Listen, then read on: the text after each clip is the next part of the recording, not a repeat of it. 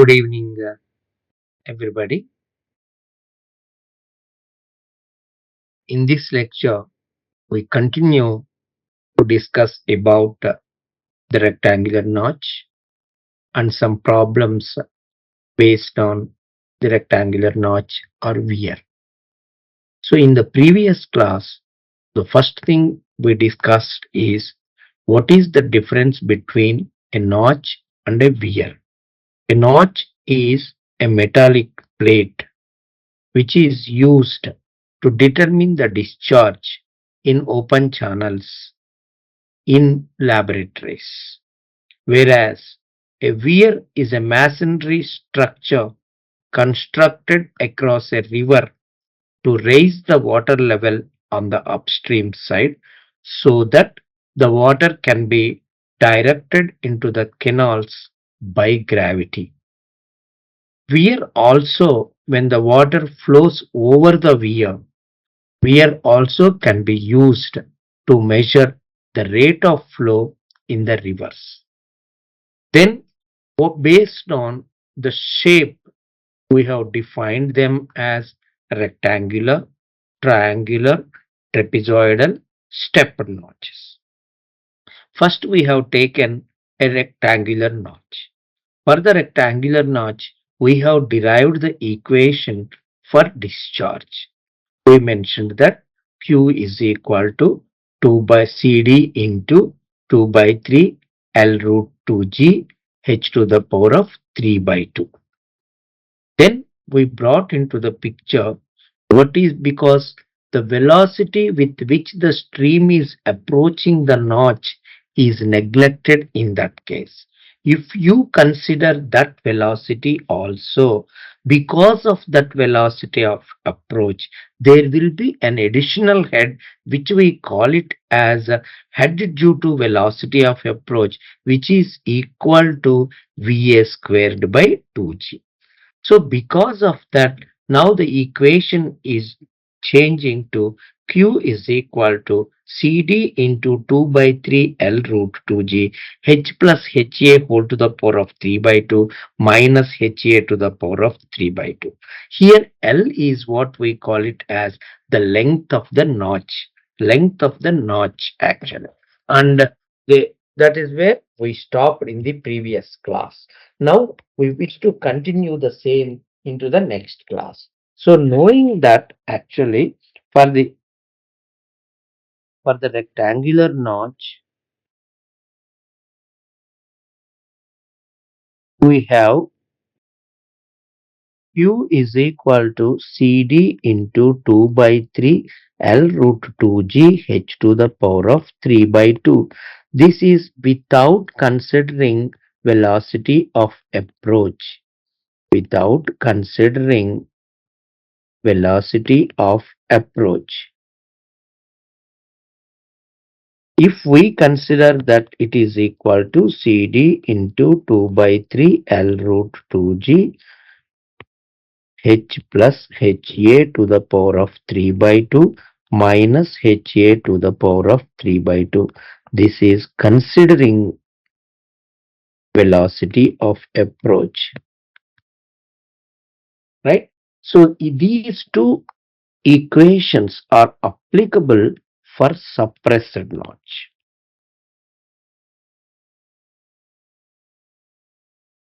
What do you mean by suppressed notch? Actually, a notch where end contractions are not considered. When we will not consider end contractions, if the width of the channel is equal to, if the width of the channel is equal to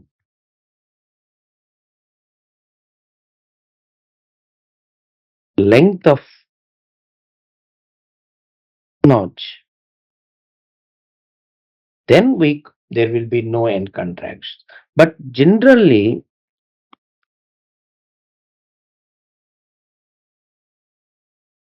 the width of the channel is more than length of notch. That is, suppose in plan, if you take it, this is the width of the channel in plan. So this is how. So this is the channel, basically the sides.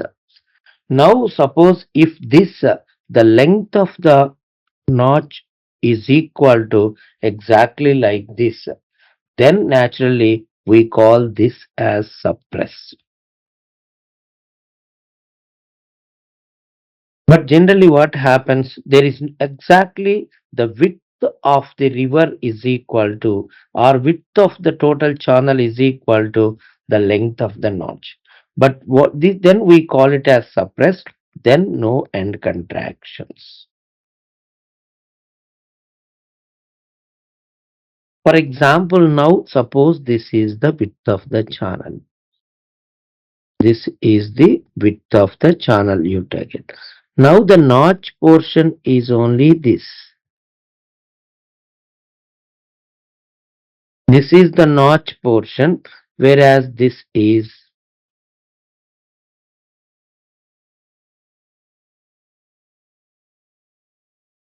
here if you see it, this is the length of the notch, whereas this is the width of the channel. So the length of the notch is less than actually the width of the channel. So in that case, what happens? The water actually, it comes like this. So that means if you observe it, this is the flow. So if you observe it, the total length of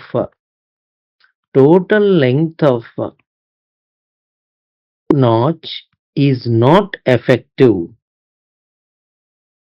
We call effective. At the edges, if you see at the edges, some portion of length is not useful. That is, there is no flow. So this is the portion where there is no flow. So this portion is, because of this, that means when the jet is coming out, when the water flow lines are coming like this, so the total length of the notch is not being utilized. It will be less. So the effective length of notch is equal to, effective length of notch is equal to L minus the total length minus actually zero point 0.1 point, basically it is zero point 0.1, sorry, zero point 0.1 into NH, where N is equal to number of contractions. In the above diagram, if you see, there is only one notch, so there are two end contractions. That means at two places, two end contractions. So for each end contraction, the actually it will be zero point 0.1 H, basically reduction. And if there are two end contractions,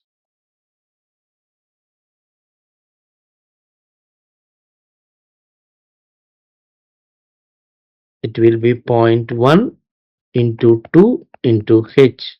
So that is zero point 0.2 H. But for generalization, we have used N actually. So finally, what is the effect of end contractions? What is the effect of end contraction? Effect of end contraction. Number one is the effective length of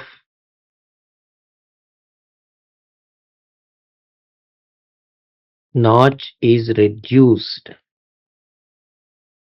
When effective length of notch is reduced, that means L is reduced, automatically the discharge also reduces. So this is the end contraction effect. Now taking into account, I will write once again for your thing. The formula basically for discharge in case of rectangular notch is CD into 2 by 3 L root 2G H to the power of 3 by 2. Right? Then from this the first equation. Then second equation is we have considered velocity of approach. C into 2 by 3 L root 2G into H plus HA whole to the power of 3 by 2 minus HA to the power of 3 by 2.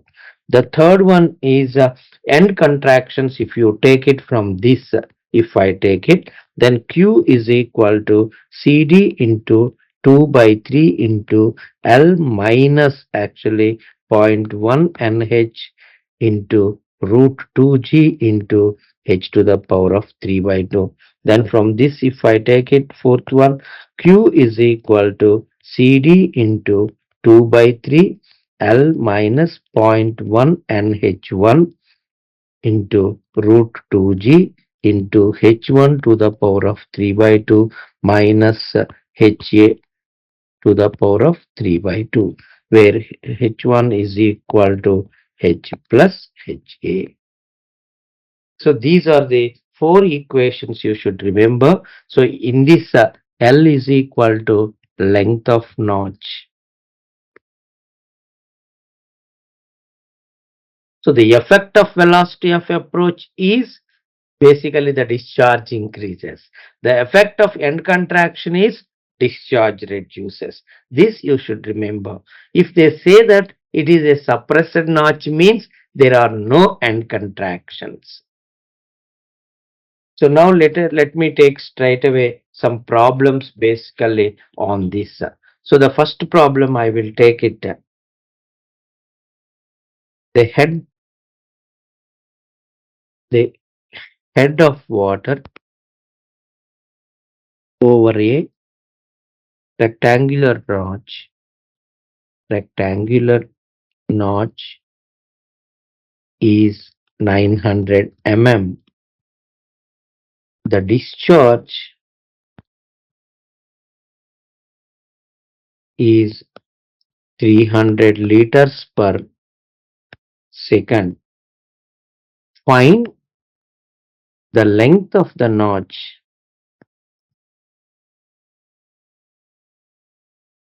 when CD is equal to 0.62. So now H is equal to 900 mm. So 900 mm means 0.90 meters. Then Q is equal to 300 liters per second. We know 1000 liters is equal to 1 meter cube, so it is 0.3 meter cube per second. CD is equal to 0.62. Equation is Q is equal to CD into 2 by 3 L by root L root 2G into H to the power of 3 by 2. If you substitute, first one is 0.3, Q is equal to CD is 0.62 into 2 by 3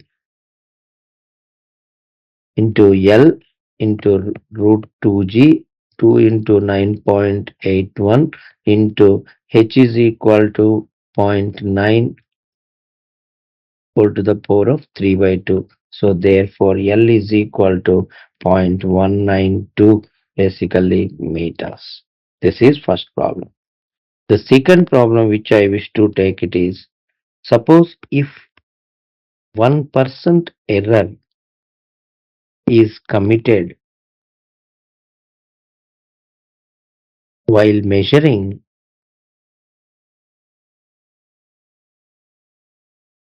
discharge over a rectangular notch,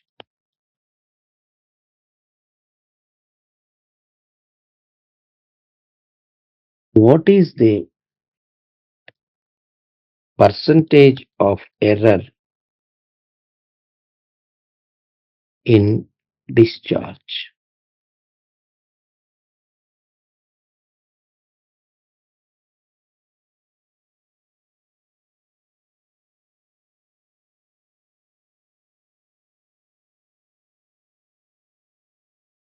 Once again, read it. If 1% error is committed while measuring head over a rectangular notch, what is the percentage of error in discharge? This is the question. Very, very important bit from the gate point of view actually. So now we will take the equation Q is equal to CD into 2 by 3 L root 2G H to the power of 3 by 2. For a given notch, all this is constant. So I can write K. So Q is equal to K into H to the power of 3 by 2. What is dq then? dq is equal to K into 3 by 2 into H to the power of 3 by 2 minus 1 half into dH. Right? This is the basic thing. So now if I write what is dq by q is equal to K into 3 by 2 into H to the power of half into dH divided by K into H to the power of 3 by 2. So if you do it, K will cancel, right? Then 3 by 2 into dH by H, or dq by q into 100 is equal to, that is I want to express in percentage, then 3 by 2 into dH by H into 100. Now what we have done, the percentage error in head is equal to 1%. Now what is the percentage error in discharge? Naturally it will be equal to 3 by 2%. So please remember also, in rectangular notch, if 1% error is committed while measuring head, if you are committing 1% error while measuring head, the corresponding error in discharge is 1.5%. This you should have in mind actually. So now let me go into the next problem, third problem.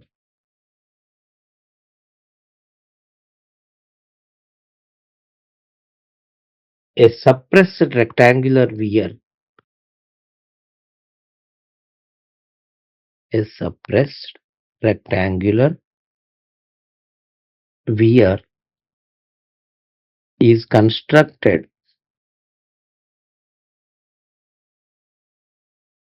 across a channel of 0.77 meters width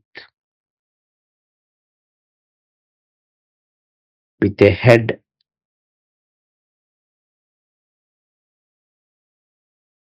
of 0.39 meters and the crest is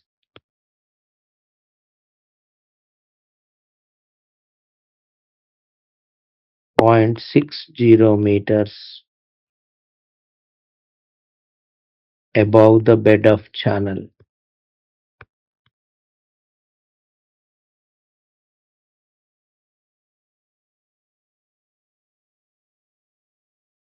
Estimate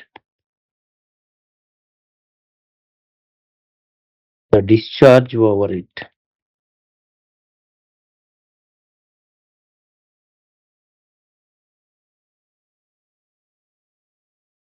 Consider velocity of approach. Take CD is equal to 0.623. What are the things given? Width of the channel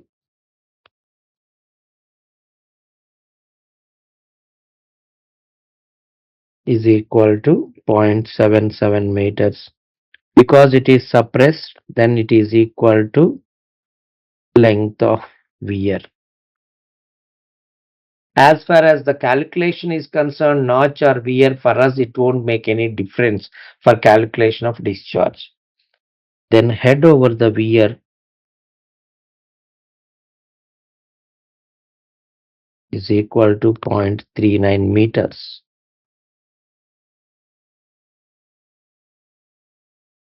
Then how to go about? CD is equal to 0.623. They have given consider velocity of approach also, right? Now let me go into first, because if velocity of approach is also to be considered and find the discharge, then first thing is, without considering velocity of approach, what is the discharge we have to find out. So without considering, first is that without considering velocity of approach, Q is equal to CD into L root 2G into H to the power of 3 by 2. Why we should do this? Because how to calculate velocity of approach is a big question. So how to calculate velocity of approach? Now I am telling it. For that, what you do is, don't take velocity of approach. Just calculate discharge, because you know already length of the weir, you know head over the weir, you know CD. So directly Q is equal to CD is 0.623 into, sorry, 2 by 3 into 2 by 3. L is 0.77 into root 2G, 2 into 9.81 into H is 0.39 whole to the power of 3 by 2. So now how much you are getting? This you are getting it as 0.345 meter cube per second. You keep this first. Then what you will do? Now basically first calculation of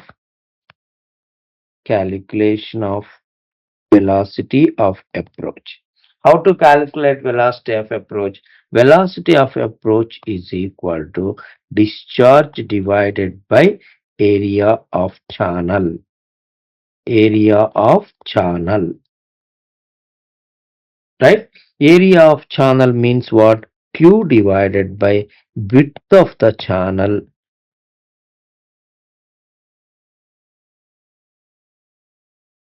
into total depth of water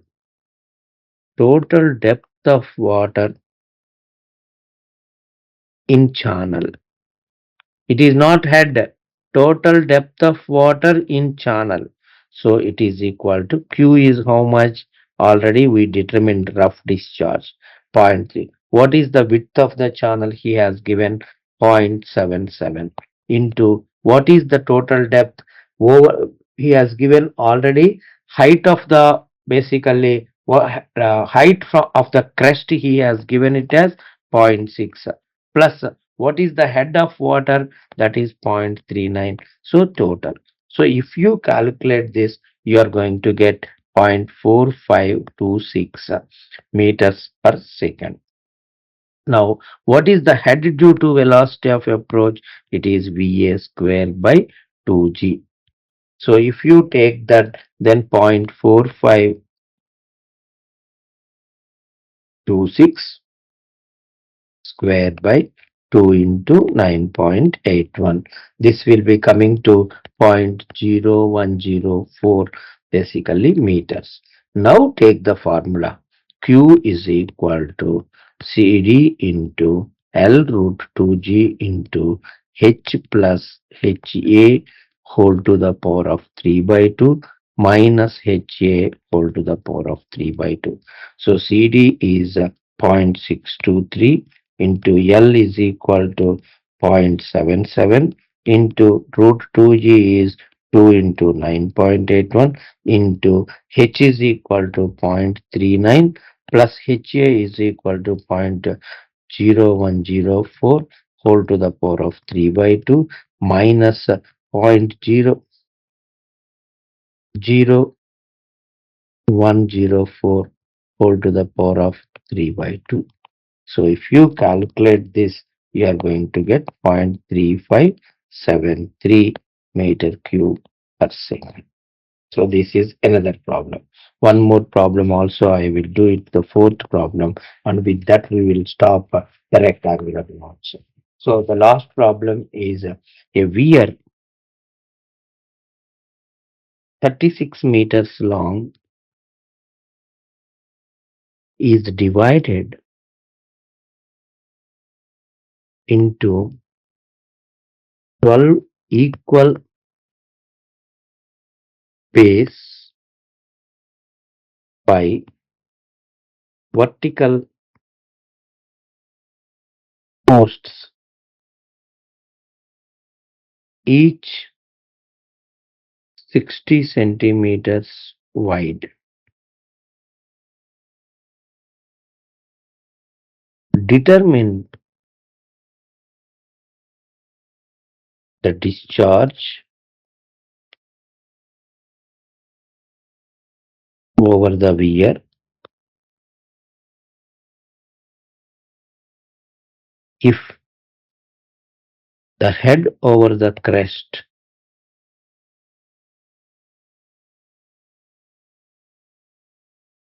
is 1.20 meter and velocity of approach is 2 meters per second.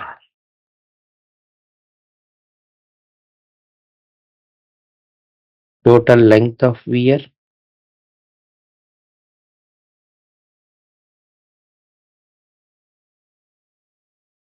is equal to 36 meters. 12 bays, they divide into 12 bays.